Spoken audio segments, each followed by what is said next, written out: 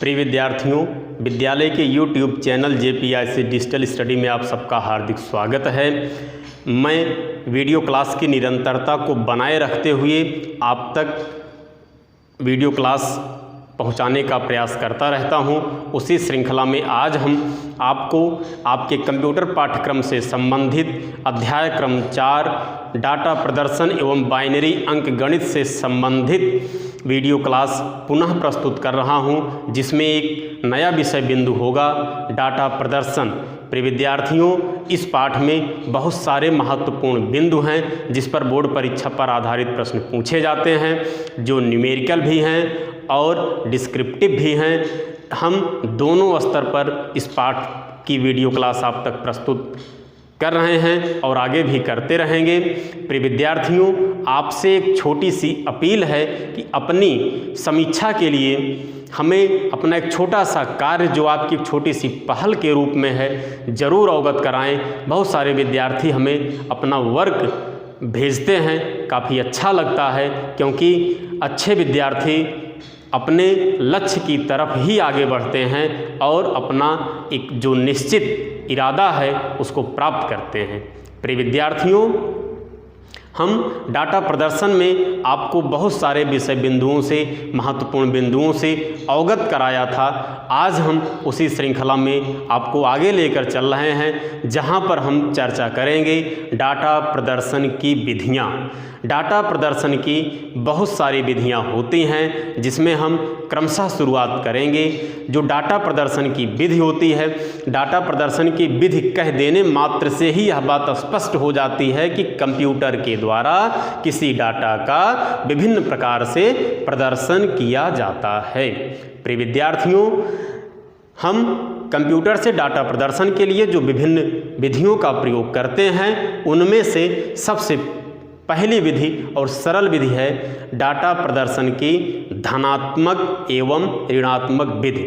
कहा जाता है डाटा का धनात्मक प्रदर्शन। डाटा का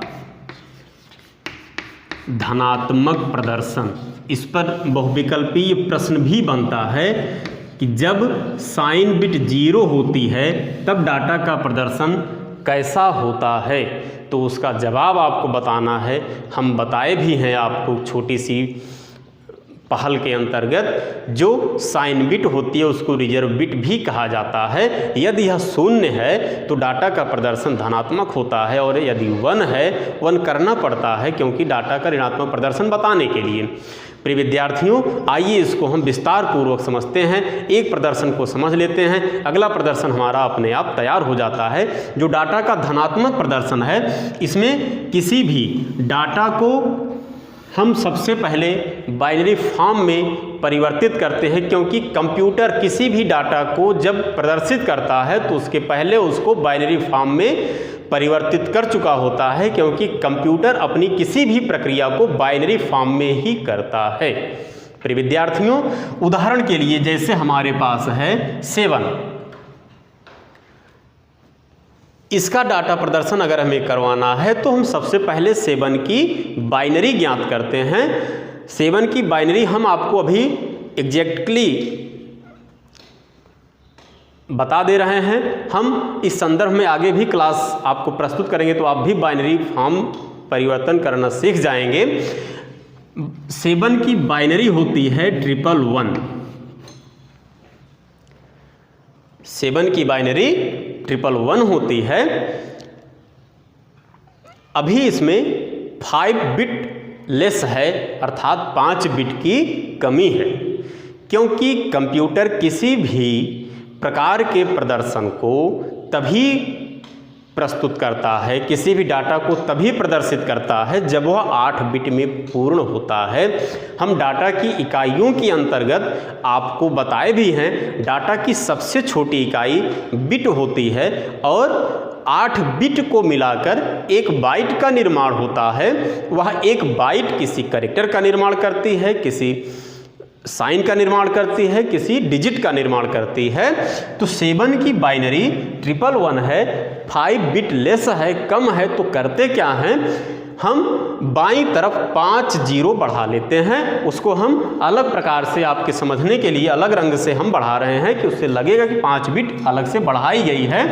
हम 0 0 0 0 और 0 5 टाइम 0 को हमने इंक्रीज कर दिया, इसमें बढ़ा दिया। जब इसमें हम 5 बिट को बढ़ा दिए तब हमारी टोटल बिट हो गई 8 बिट। 1 2 3 4 5 6 7 8 बिट हो गई। जब हम इस 8 बिट को प्रदर्शन के रूप में समझते हैं तो यहाँ पर हम देख रहे हैं कि 2 किनारे हैं।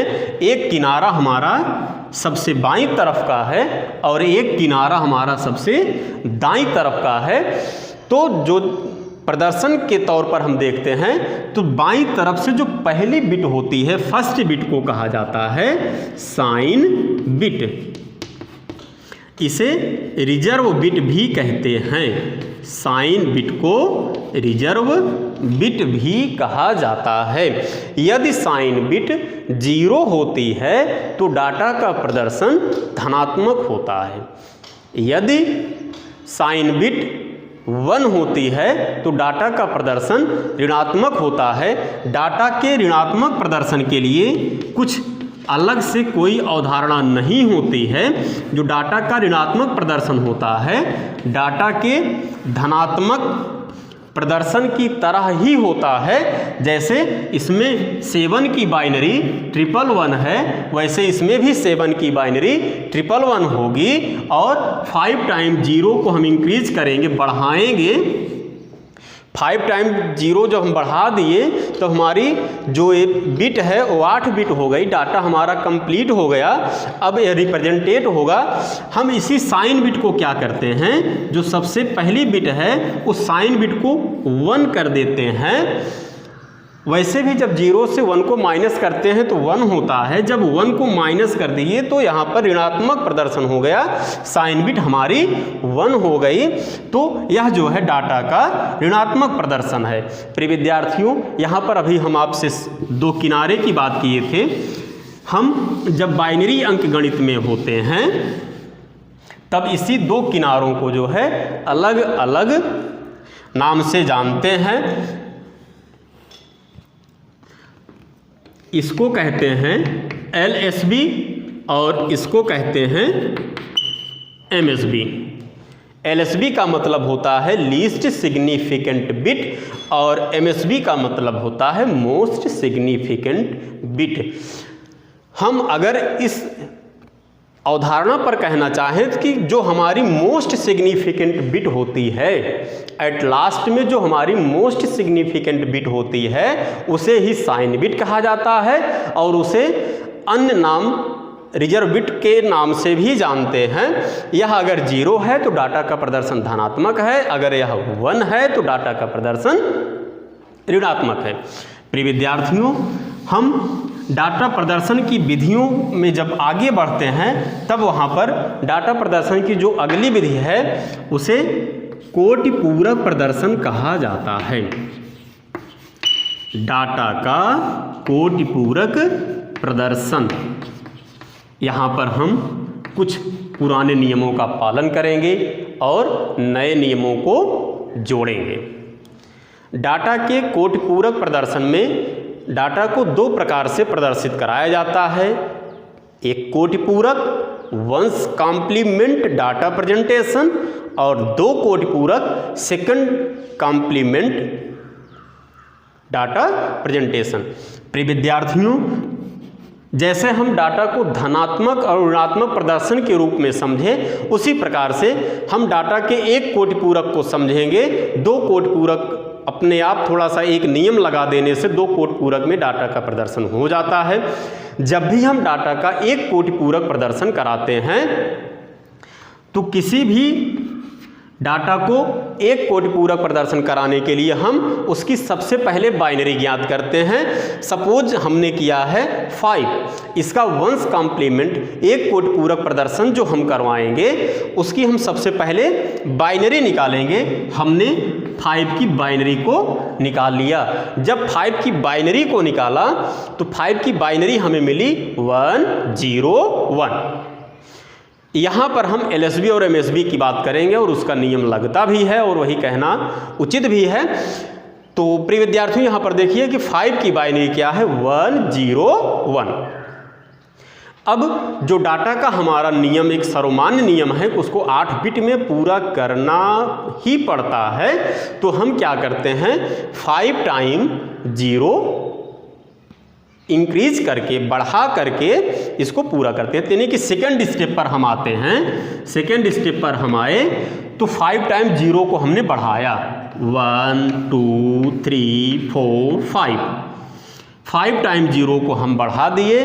अब सेकेंड स्टेप पर हमारा एक कार्य हो गया कि फर्स्ट स्टेप पर हमने डाटा की बाइनरी ज्ञात की, डाटा को बाइनरी फॉर्म में परिवर्तित किया।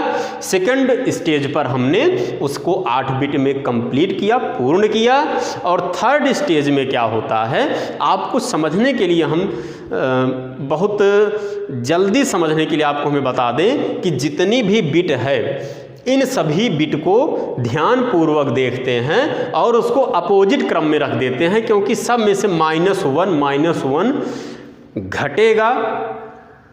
तो हम उसको आपको एक सॉल्यूशन के तौर पर बता देना चाहते हैं कि जो भी बिट है उस बिट को अपोजिट क्रम में रख दें। जैसे 1 है तो 0 कर दें और 0 है तो 1 कर दें। यही विधि हमारी जो है डाटा की एक कोटि पूरक प्रदर्शन कहलाती है। जैसे यहाँ पर है 1 हमने लिख दिया 0, यहाँ पर है 0 हमने लिख दिया 1, यहाँ पर है 1 हमने लिख दिया 0। अब यहाँ पर 5 टाइम 0 है तो नीचे जल्दी से आप क्या करें इसी के नीचे सब के 1 1 1 1 कर दें। तो थर्ड स्टेज पर हमने डाटा का एक कोटि पूरक प्रदर्शन ज्ञात कर लिया। अब इसको व्यक्त करने की बात आती है। जब आप इसको व्यक्त करते हैं तो कुछ विद्यार्थी भूलवश दोनों बातें लिख देते हैं -5 फिर लिखते हैं एक कोटि पूरक प्रदर्शन, जो कि एक गलत उत्तर की तरफ संकेत करता है। इसको हम या तो -5 लिखें या फिर सीधी भाषा में लिख दें 5 का एक कोटि पूरक। इस तरीके से आप लिख सकते हैं -5 लिख देंगे तो जो समझने वाला है समझ जाएगा कि यहाँ पर डाटा का बाइनरी फॉर्म परिवर्तित किया गया है, यहाँ पर उसको 8 बिट में पूरा किया गया है। थर्ड स्टेज पर एक कोटि पूरक प्रदर्शन कराया गया है क्योंकि आपने -5 लिखा है। अथवा करके आप लिख सकते हैं 5 का एक कोटि पूरक। यह सही विधि है, आप इस तरीके से लिख सकते हैं। प्रिय विद्यार्थियों, हम इसी नियम को स्मरण करते हुए सीधे चलते हैं डाटा के 2 कोटि पूरक प्रदर्शन की तरफ चल रहे हैं। जब डाटा के 2 कोटि पूरक प्रदर्शन की तरफ बढ़ते हैं तो हम क्या देख रहे हैं, सेम इतना तक एक जैसे ही होगा डाटा के एक कोटि पूरक में भी और डाटा के 2 कोटि पूरक प्रदर्शन में भी। अब अंतर क्या होगा, आइए थोड़ा सा इसको स्टेप बाय स्टेप समझ लेते हैं, फिर से समझ लेते हैं, क्योंकि लिखना दोनों में अलग अलग प्रकार से होता है। डाटा के 2 कोटि पूरक प्रदर्शन में भी जिस डाटा अथवा संख्या का प्रदर्शन कराना है उसकी सबसे पहले बाइनरी ज्ञात करते हैं। बाइनरी ज्ञात करने के पश्चात जितनी बिट कम है उसको बाईं तरफ से 8 बिट में पूर्ण कर लेते हैं। 8 बिट में पूर्ण करने के पश्चात उसका हम एक कोटि पूरक ज्ञात करते हैं। एक कोटि पूरक ज्ञात करने के लिए हमने आपको बताया ही है कि जस्ट अपोजिट क्रम में रखते हैं। 1 है तो 0, 0 है तो 1। अब हम क्या करते हैं, अभी आपको हम इसी वीडियो में शुरुआत में एलएसबी और एमएसबी की बात किए थे। जब डाटा को दो कोड पूरक में प्रदर्शित कराते हैं तब डाटा का जो एक कोड पूरक है उसके एलएसबी में 1 ऐड कर देते हैं। ध्यान दीजिए बेटा, यहाँ पर 3 लाइनें हो गई हैं। हम जो एडिंग करेंगे वो तीनों में नहीं करेंगे। हमने कहा है जो डाटा का एक कोड पूरक है, डाटा का तो एक कोड पूरक ए है, इसी के एलएसबी में 1 ऐड किया जाना है। एलएसबी यह है तो यहाँ पर हम 1 ऐड कर देते हैं। एलएसबी यही है, सबसे दाहिनी तरफ से सबसे पहली बिट को एलएसबी कहा जाता है और बाईं तरफ से सबसे पहली बिट को एमएसबी कहा जाता है। आप इसकी पहचान अपने राइट एंड लेफ्ट हैंड से भी बना सकते हैं।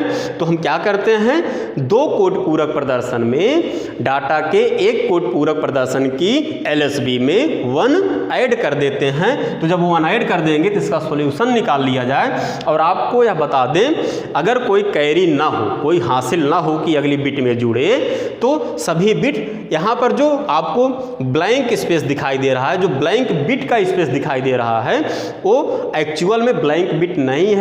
इसको हम सपोज करते हैं, मानते हैं जहां पर कोई बिट नहीं है वहां पर 0 ऑलवेज है, ऑलरेडी वहां पर 0 रहता है। तो यहां पर 1 0 1 1 0 1।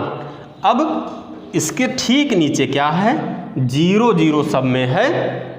तो हम क्या करते हैं, 1 0 1 0 0 0 1 0 1 1 0 1 1 0 1 1 0 1 1 0 1।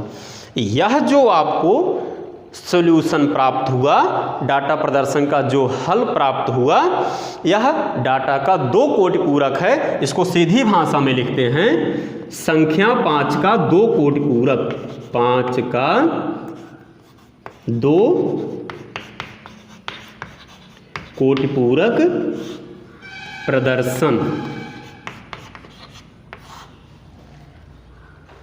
प्रिय विद्यार्थियों, आज की क्लास में हमने डाटा प्रदर्शन के अंतर्गत डाटा का धनात्मक प्रदर्शन सीखा, जिसमें साइन बिट 0 होने पर डाटा का प्रदर्शन धनात्मक होता है, साइन बिट 1 होने पर डाटा का प्रदर्शन ऋणात्मक होता है। इसके साथ ही साथ हमने डाटा के एक कोड पूरक प्रदर्शन को भी सीखा, जिसमें बाइनरी को ज्ञात करके उसको 8 बिट में पूर्ण करके उसको जस्ट अपोजिट क्रम में रख देते हैं। इसके साथ ही साथ डाटा को 2 कोड पूरक प्रदर्शन के रूप में भी समझा, जिसमें हम डाटा के एक कोड पूरक की एलएसबी में 1 ऐड करके उसका जो सॉल्यूशन प्राप्त होता है वही डाटा का 2 कोड पूरक प्रदर्शन होता है। इस पर संबंधित जो प्रश्न बनते हैं वह डाटा के धनात्मक और ऋणात्मक पर तो बहुविकल्पीय स्तर के बनते हैं, लेकिन जो डाटा का एक कोड पूरक और 2 कोड पूरक प्रदर्शन है, लघु उत्तरी